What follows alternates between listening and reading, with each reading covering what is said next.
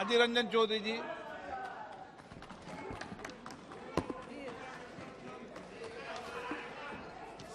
Sir, sir, with all humility at my command,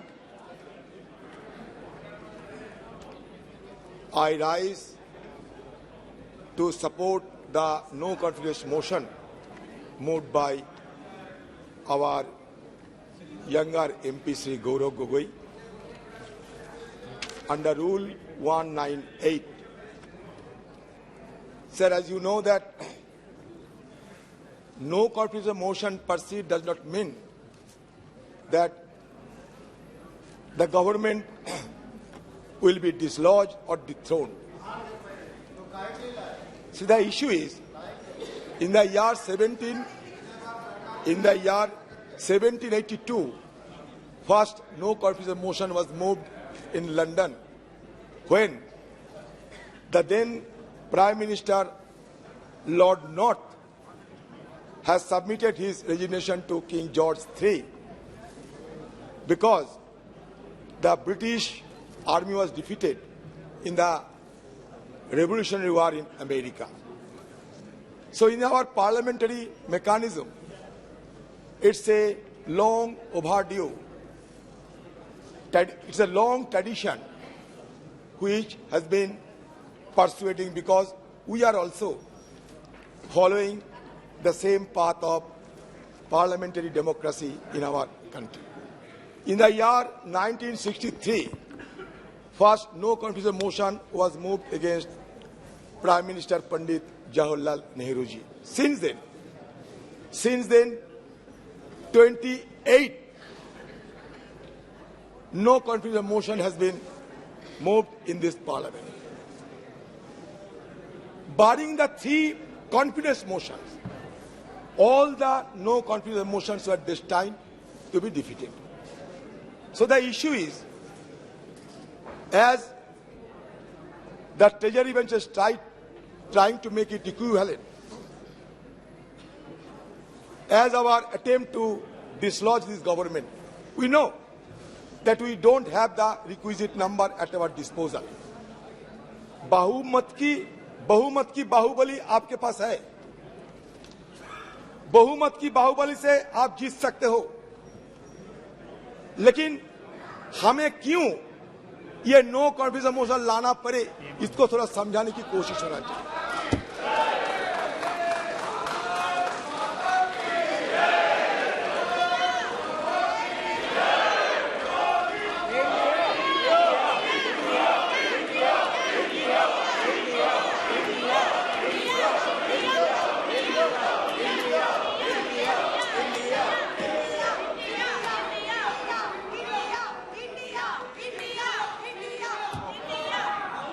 sir देखिए, ये no confidence motion की ताकत कितने है कि हमारे प्रधानमंत्री को हम लोग खींच के सदन में लाकर बैठे।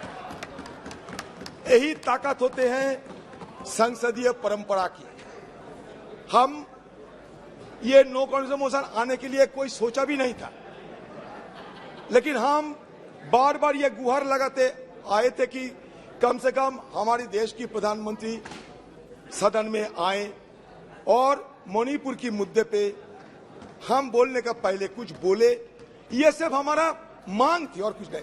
हमारा मांग कोई बीजेपी नेता से नहीं, हमारी मांग थी हिंदुस्तान की प्रधानमंत्री से, जो लाजमी है क्योंकि हम भी ये सदन की मेंबर है। लेकिन पता नहीं प्रधानमंत्री जी क्यों इतना आड़े हुए थे कि सदन में ना आने की शपथ ले चुकी थी। तो इसी के चलते मजबूरन हमें भी ये संसदीय जो औजार इस्तेमाल करने की गुंजाइश है, ये संसदीय औजार को इस्तेमाल करते हुए हमें अविश्वास प्रस्ताव लाने पड़ी। ये अविश्वास प्रस्ताव लाने की पीछे सबसे बड़ा वजह है। सर, कल जब सदन में हम लोग चर्चा में भाग ले रहे थे तो सदन में एक गूंज उठी कि हमारे देश से भ्रष्टाचार, क्विट इंडिया, परिवारवाद, क्विट इंडिया वगैरह वगैरह, क्योंकि ये 9 अगस्त हमारे अगस्त क्रांति दिवस मनाया जाता सर। मैं इसके बारे में कुछ बोलना चाहते हैं सर। भारत छोड़ो आंदोलन, जिसे अगस्त क्रांति के नाम से भी जाना जाता है, एक राष्ट्रव्यापी सविनय अवज्ञा आंदोलन था जिसका आह्वान 7 अगस्त 1942 को अखिल भारतीय कांग्रेस समिति के बॉम्बे सत्र द्वारा किया गया था। इसकी शुरुआत 8 अगस्त को मुंबई के ग्वालियर टैंक मैदान में दिए गए अपने भारत छोड़ो अभियान के भाषण में गांधी जी के करो या मरो के आह्वान के अनुसार 9 अगस्त को हुई थी। अंग्रेजों ने 8 अगस्त को ही बड़े पैमाने पर लोगों की नजरबंदी के साथ अत्यंत तेजी की प्रतिक्रिया व्यक्त की। 1 लाख से अधिक गिरफ्तारियां की गई, जिनमें गांधी जी सहित कांग्रेस के शीर्ष नेतृत्व के नेता भी शामिल थे। बड़े पैमाने पर जुर्माना लगाया गया और प्रदर्शनकारियों को सार्वजनिक रूप से मारा पीटा गया। हिंसा में सैकड़ों नागरिक मारे गए, जिनमें से अनेक पुलिस और सेना की गोली से मारे गए। सर, मैं ये कहना चाहता हूं इसलिए कि इसके पहले भी मैसूर में एक भयानक नरसंहार हुआ था, जहां हिंदू महासभा और आरएसएस की बेहद करीबी मैसूर के राजा की सशस्त्र सेना ने तिरंगे को सलामी देने के लिए 22 कांग्रेस कार्यकर्ताओं को गोली मारकर हत्या कर दी थी। 1942 में कानपुर में हिंदू महासभा शासकों के साथ सहयोग करने की रणनीति को निम्नलिखित शब्दों में रेखांकित किया गया था। हिंदू महासभा को मानना है कि समस्त व्यवहारिक राजनीति का प्रमुख सिद्धांत अंग्रेजों के साथ उत्तरदायी सहयोग की नीति है। उत्तरदायी सहयोग की नीति जो बिना शर्त सहयोग से लेकर सक्रिय और यहाँ तक कि सशस्त्र प्रतिरोध तक देशभक्ति के क्रियाकलापों के संपूर्ण क्षेत्र को कवर करती है। समय की जरूरतों, हमारे निपटान में संसाधनों और हमारे राष्ट्रीय हित के निर्देशों के अनुसार खुद को अनुकूल बताती रहेगी। सर, इसके साथ साथ व्यावहारिक राजनीति में महासभा जानती है कि हमें उचित समझौता के माध्यम से आगे बढ़ना चाहिए। इस तथ्य का प्रमाण यह है कि हाल ही में सिंध में निमंत्रण पर सिंध हिंदू महासभा ने गठबंधन सरकार चलाने के लिए मुस्लिम लीग के साथ हाथ मिलाने की जिम्मेदारी ली थी। बंगाल के मामले तो जगजाहिर है। आक्रामक मुस्लिम लीग वाले, जिन्हें कांग्रेस भी अपनी पूरी विनम्रता के बावजूद शांत नहीं कर सकी, जैसे इसी फजलुल हक के प्रधानमंत्रित्व और उनके सक्षम नेतृत्व में हिंदू महासभा और गठबंधन सरकार के संपर्क में आए, काफी हद तक समझौतावादी और मिलनसार हो गए। हमारे सम्मानित महासभा नेता स्वर्गीय डॉक्टर श्यामा प्रसाद मुखर्जी ने दोनों समुदायों के लाभ के लिए लगभग 1 वर्ष तक सफलतापूर्वक कार्य लिया। बंगाल मुस्लिम लीग मिनिस्ट्री में उप मुख्यमंत्री डॉक्टर श्यामा प्रसाद मुखर्जी ने हिंदू महासभा और मुस्लिम लीग की ओर से बंगाल सरकार के लिखे एक पत्र में यह स्पष्ट किया कि ये दोनों दल ब्रिटिश शासकों को कांग्रेस द्वारा आरंभ किए गए भारत छोड़ो आंदोलन के खिलाफ बंगाल के राक्षस के रूप में देखते थे। तो इसमें साबित क्या हुआ सर? ब्रिटिश के तरफदारी करने वाले आपके पूर्वजों ने ये देश के लिए यही हमें दान किया था। तो आप लोगों से इससे ज्यादा उम्मीद हमें नहीं थी कि जब अगस्त क्रांति के दिन आप अगस्त क्रांति के दिन नारा लगाते हुए वो बात हटा दिए और नया नारा लगाते हुए लोगों को आपने गुमराह करने का कोशिश किया। हमारा बात साफ है सर, क्विट इंडिया होना चाहिए। सांप्रदायिकरण से क्विट इंडिया, ध्रुवीकरण से क्विट इंडिया, भगवाकरण से क्विट इंडिया हमें करना ही पड़ेगा।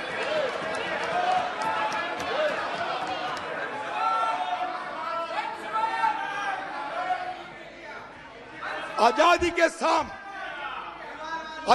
साम न हम होने देंगे। शहीदों की कुर्बानी को बदनाम ना होने देंगे। बची रहे एक बूंद लहू की रंगों में भारत माता की आंचल को बर्बाद नहीं होने देंगे।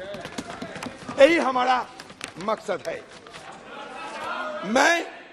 मैं सिर्फ ये कहना चाहते हैं,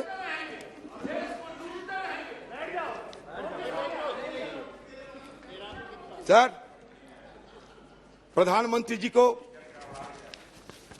सम्मान के साथ ये कहना चाहते हैं कि देखिए प्रधानमंत्री जी,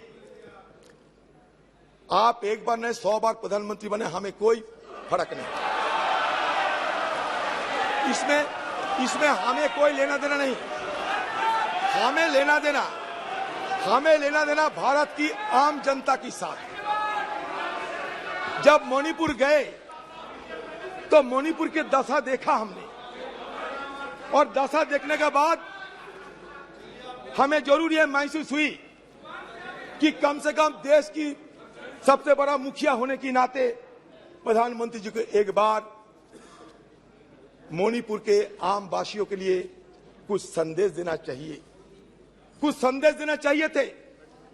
शांति की कोई पैगाम लेकर प्रधानमंत्री जी को खुद कोई कार्रवाई करना चाहिए थे। कम से कम आपकी तरफ से एक बार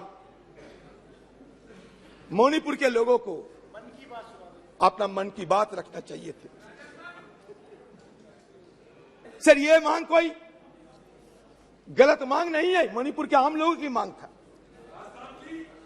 सर, शेक्सपियर की एक मैकबेथ एक लेख है।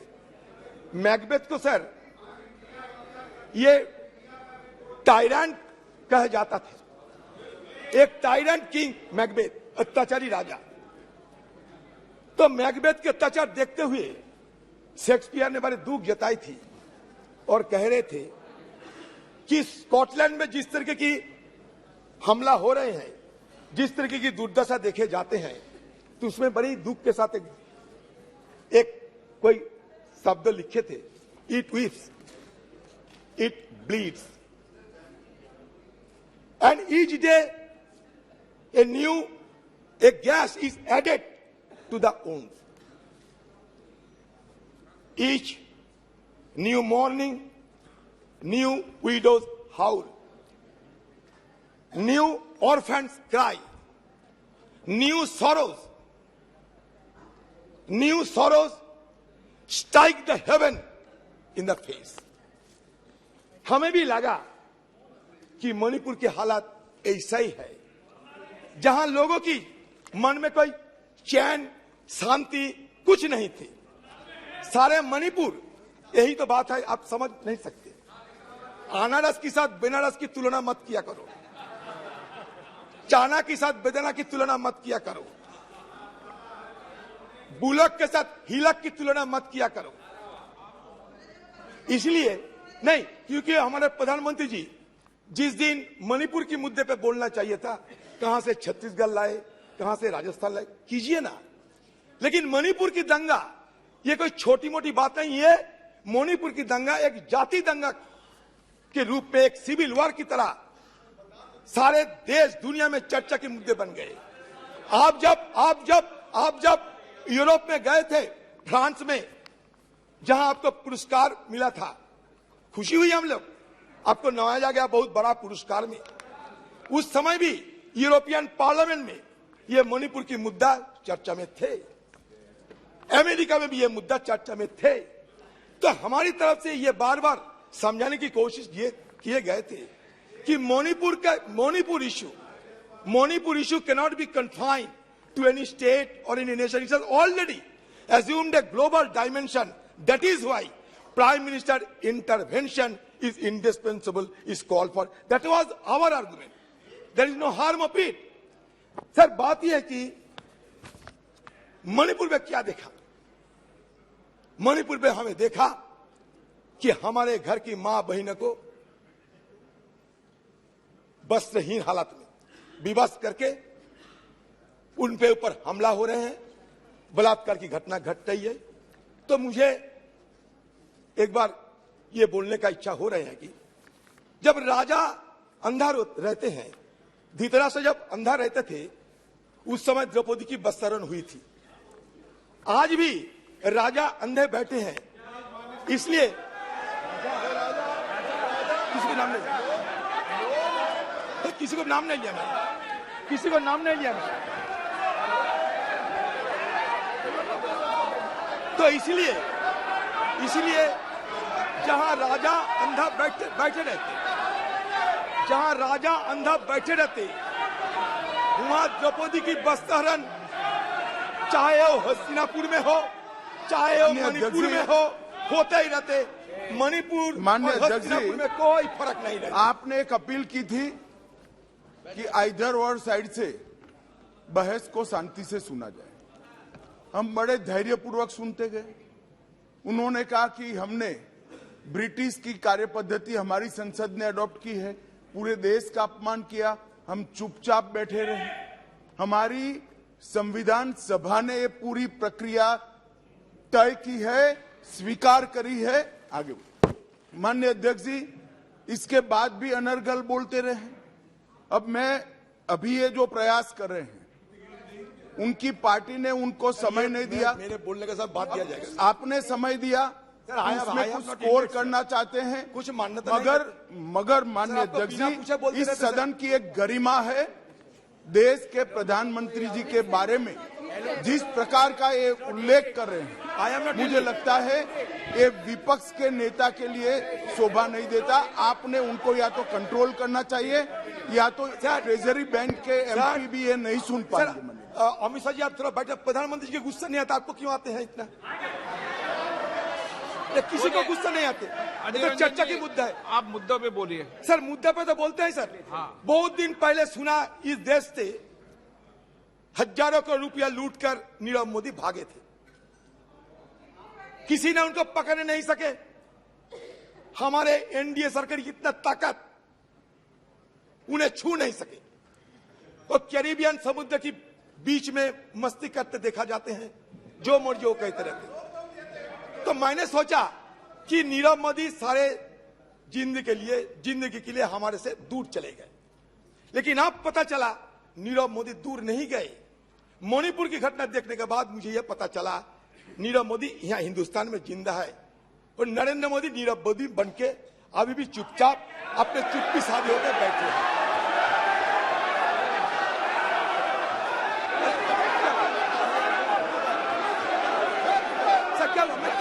सर मैं गलती क्या की सर? सर इनको माफी मांगना चाहिए। इनका पार्टी इनको समय नहीं दिया, जैसे गृह मंत्री ने बताया।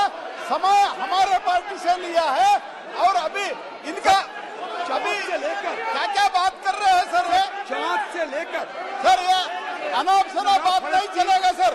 चीता तक ये नीरव मोदी को लोन तो इन लोगों ने दिया है, कांग्रेस पार्टी ने दिए है। सदन है, आप मुद्दों पे बोलिए। मैं तो ये मेटाफोरिकली बोला। अभी सदन के अंदर मेटाफोरिकली नेता तो है। लोन कौन दिया? लोन कौन दिया? बोलिए। कोई गलत अरे अजीर बाबू, लोन कौन दिया बताइए? आपके एएससी से ऑफिसर फोन करके लोन दिलवाए नीरव मोदी को, क्या बात कर रहे हैं? अगर आप सत्ता में रहते तो नीरव मोदी इधर ही रहता था। उनको लोन वसूली करने के लिए हमने कोशिश की, हमारा सरकार इसीलिए भाग गए हैं। तो उदाहरण की तरह बोले सर। बात यह है कि हमारे प्रधानमंत्री चाहे चांद हो और चाहे कूनो फोर्स की चीता हो, चांद हो ये कूनो फोर्स की चीता हो, हर चीज में प्लीज प्लीज प्लीज प्लीज जाइए, प्लीज जाइए अपनी सीट पे।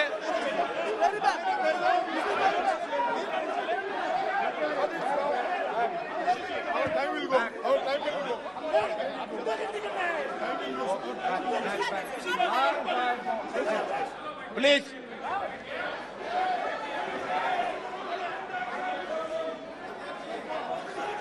सर आप मुद्दे पे बोलिए। बड़े दावे के साथ कह सकता हूं सर। आप मुद्दे मैं पे- किसी को आहत करने के लिए, आप मुद्दे पे किसी बोलिए को ना। चोट पहुंचाने के लिए मैं एक शब्द नहीं कहते, अच्छा, आप बस लोग संयम रखें। गलतफहमी हो रहे हैं। ये हम ये कहना चाहते हैं कि चांद से लेकर पूनो फॉरेस्ट की चीता तक हर चीज में हमारे प्रधानमंत्री कुछ ना कुछ बोलते हैं। संयम रखिए लेकिन आप। मणिपुर के बारे में उन्हें चुप्पी साधी रहे, ये हमें बिल्कुल पसंद नहीं हुई है। यही मैं जाहिर करना चाहते हैं। संयम पे बोले आप। सर अभी तक देखिए ना, मणिपुर की जो 2 एमपी है, मणिपुर के 2 एमपी डॉक्टर रंजन सिंह राजकुमार, मणिपुर का और एक एमपी डॉक्टर लोरो फुजो, किसी को बोलने का मौका नहीं दिया जाता कि हमें सदन के अंदर कुछ सुने उनसे, वो भी नहीं मौका मिलती लोग। हम अमित शाह जी को पूछना चाहते हैं, अमित शाह जी कल जो आपने बयान दिया ना, ये बड़ा घातक बयान दिया आपने। आपने कहा था कल, याद कीजिए, कि हम बफर जोन में सारे सिक्योरिटी फोर्सेस को तैनात किया है। याद कीजिए, आपने खुद स्वीकार करते हैं कि बफर जोन बन गए हैं। बफर जोन कहाँ बनते? लाइन ऑफ कंट्रोल में बफर जोन बनते। इसका मतलब आप क्या स्वीकार करते हैं कि कुकीलैंड और मेरीलैंड अलग हो गए? Please conclude. नहीं सर, चलिए प्लीज कंक्लूड। सर, कैसे सर? ओके सर, इसीलिए ये बफर जोन की बात कभी आपको नहीं करना चाहिए था। मतलब आज जो sense of delineation, it is going to be translated into a geographical delineation of the 2 warring faction. इसलिए मैं आपको सतर्क करना चाहते, कल आपने बड़ा गलत बयान पेश किए हैं। ये बफर जोन की मुद्दा उठाकर आपने खुद स्वीकार किया कि बफर जोन अभी है। आपने कांग्रेस पे आरोप लगाने का कोशिश किया, लेकिन देखिए आपने खुद राज्यसभा में ये बताया कि 1528 फेक काउंटर हमारे जमाने में हुई थी। ये आपने यही नहीं बताया कि कितने साल तक वो हुई थी। 33 साल तक, 33 साल में हुई थी।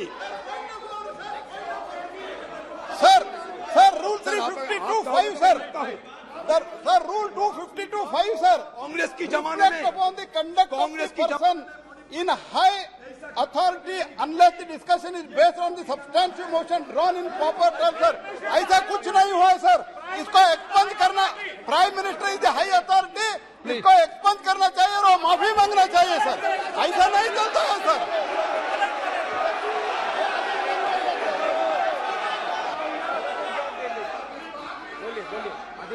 सर इंडिया टीवी हर वक्त हर जगह डाउनलोड करने के लिए सर्च करें India TV news Google play store या ऐप स्टोर पर।